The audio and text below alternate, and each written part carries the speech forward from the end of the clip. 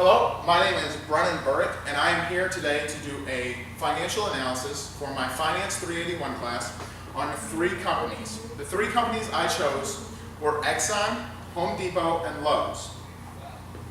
We also have to answer 3 questions.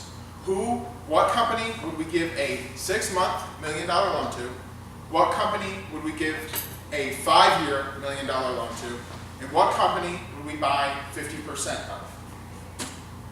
For the first question, the $1 million 6-month loan, we would analyze the cash ratio, the current ratio, and the quick ratio, all of which you want to be high.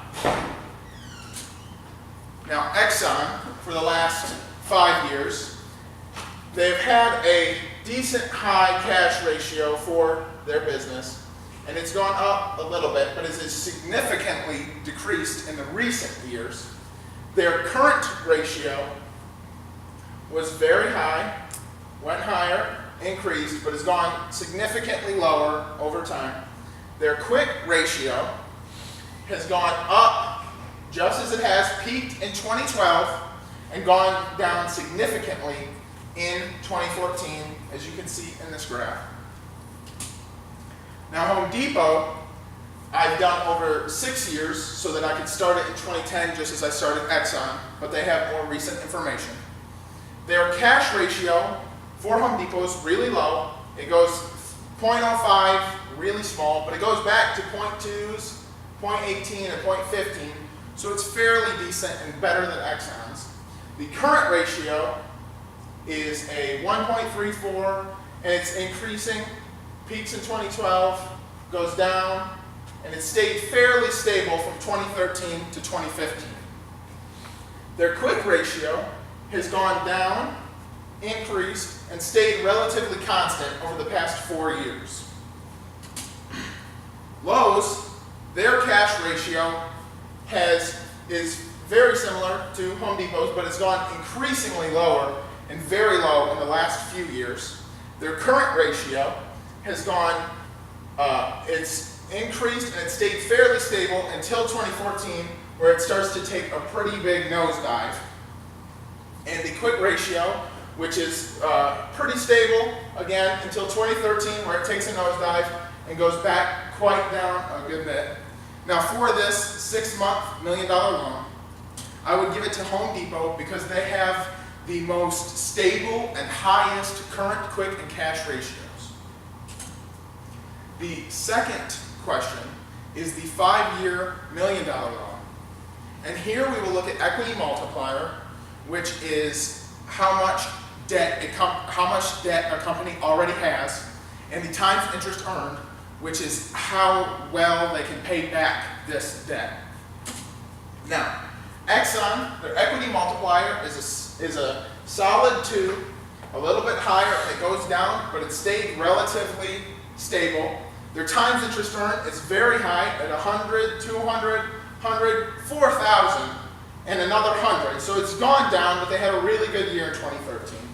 Home Depot's equity multiplier and times interest earned is at a pretty stable 2, higher, as you can see, than the equity multiplier. So they are taking on more debt than Exxon. And Lowe's, who has the smallest equity multiplier until here, which it goes higher than Exxon. And the times interest earned for Home Depot is 7.4, 11, 10, 12, 12, and 12. So it's fairly stable, fairly high. And the Lowe's times interest earned is 9, 9, 8, 7, 8, and 9. And it has gone down, but stayed fairly stable, but it's still pretty low to pay back their debt. So for this 5-year $1 million loan, I would give it to Exxon because they have the highest times interest earned and outweighs their equity multiplier, and they can pay back all the debt they have, and they can take on as much, they can take on that extra $1 million. Now, the last question is, who would I buy 50% of? Here we look at the profit margin, which we want as high as possible, total asset turnover, which is the efficiency a company has with its assets, the equity multiplier, which again we want low, the return on equity, which we want high, our return on assets, which we also want high, and the price to earnings, which we want high but stable and not so high that we are overpaying for the company. Now Exxon, their profit margin has stayed fairly stable. It increased, spiked in 2012, and has gone down to an 8, or pretty close to 9. Their total asset turnover is really low, solid ones, and it's decreased, so they're becoming less efficient with their assets. Their equity multiplier, again, is a solid 2, a little bit better, and it's decreased to just a 2, so they've taken less debt. Return on equity, which is a 23, a 27, a 28, which is really good, but has decreased significantly to a 19 and an 18, and an 18, which is 10 less than only 2 years ago. So their equity, they are not paying shareholders what they could be. Their return on assets is an 11, a 12, a 13, a 9, and a 9. So their return on assets has decreased significantly.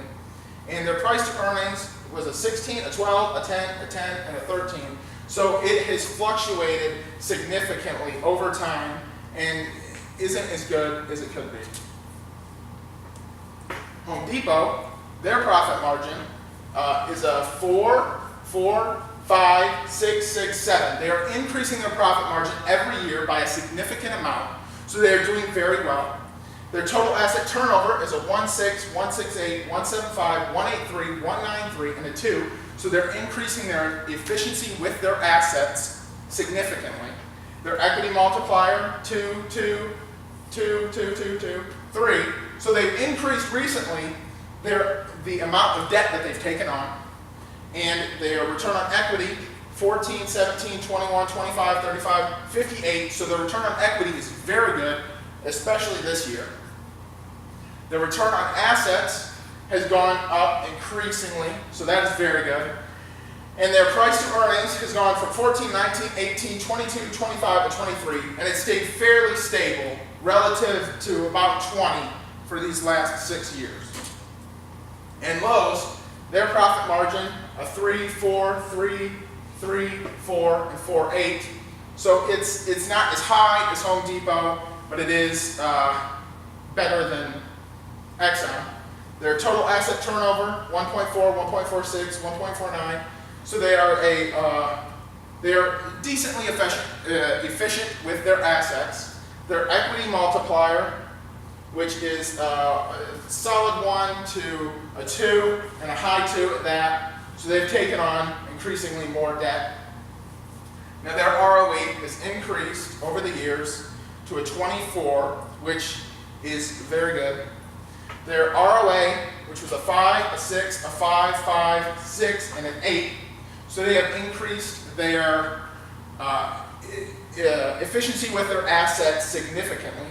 But their price to earnings has been 13, 17, 16, 8, 25, and 24. Now it was stable here relative. It increased here, but it decreased significantly in 2013.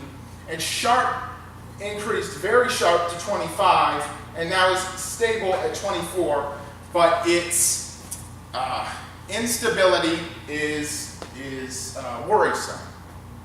And for this, who would I buy 50% of? I would buy 50% of Home Depot. Thank you.